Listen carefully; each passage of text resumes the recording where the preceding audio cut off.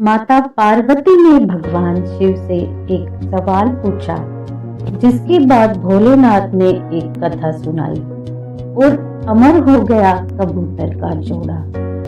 अमरनाथ धाम हिंदू श्रद्धालुओं के लिए बहुत महत्व रखता है।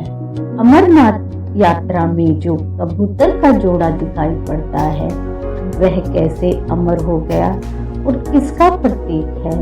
जम्मू कश्मीर की वादियों में स्थित अमरनाथ धाम जाने के लिए भगवान शिव के भक्त साल भर इंतजार करते हैं। चार धाम की तरह भक्तगण इस पूजनीय यात्रा को जीवन में एक बार करने की इच्छा अवश्य रखते हैं।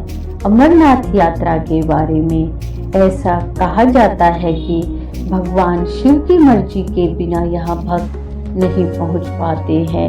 जिन्हें भगवान भोलेनाथ बुलाना चाहते हैं, वही उनका दर्शन कर पाते हैं। अमरनाथ यात्रा हर साल जून जुलाई के महीने में शुरू होती है।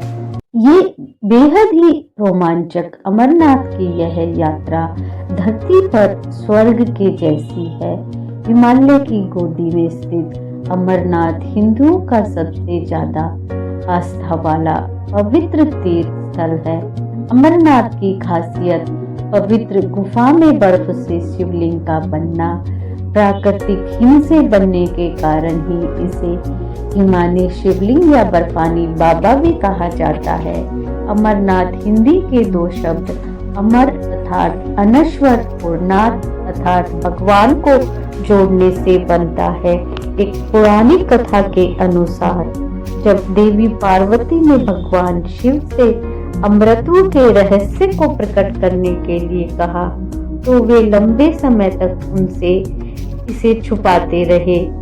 लेकिन फिर यह रहस्य बताने के लिए भगवान शिव माता पार्वती को हिमालय की इस गुफा में ले गए, ताकि यह रहस्य कोई और न सुन पाए। और यही भगवान शिव ने देवी पार्वती को अमृतों का रहस्य बताया।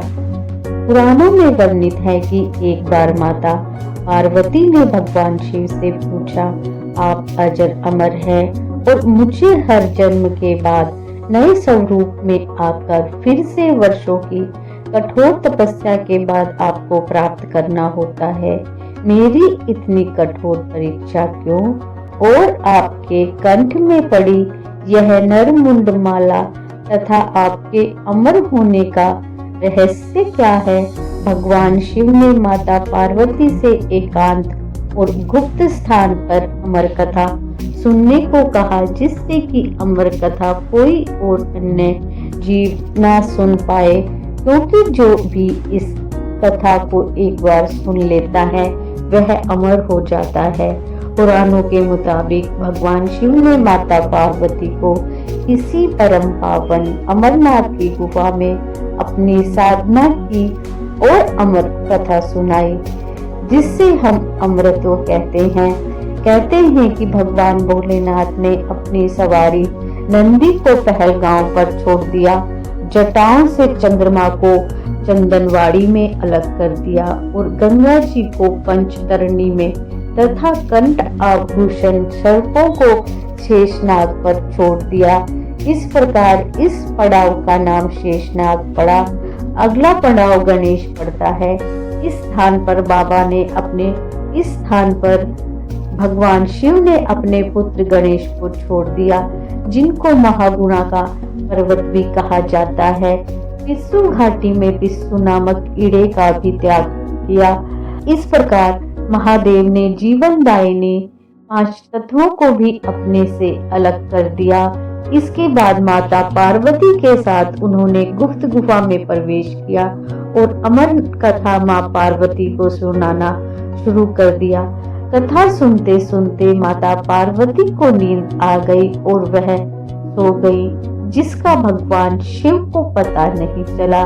भगवान शिव अमर होने की कथा सुनाते रहे। उस समय दो सफेद कबूतर शिव भगवान से कथा सुन रहे थे और बीच बीच में गू गू की आवाज निकाल रहे थे।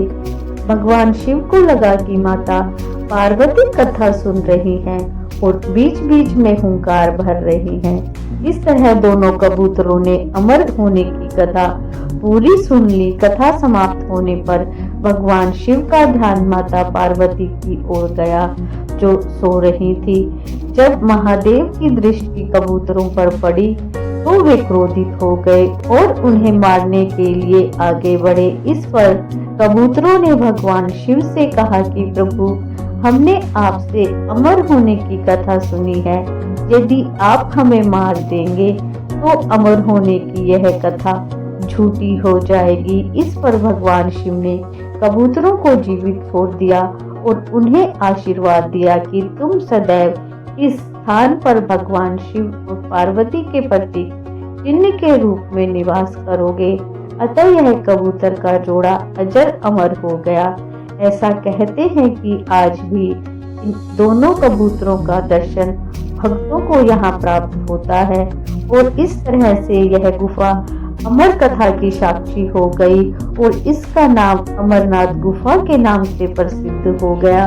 वीडियो को लाइक शेयर करें, चैनल को सब्सक्राइब करें। Thank you for watching. Her her Mahadev.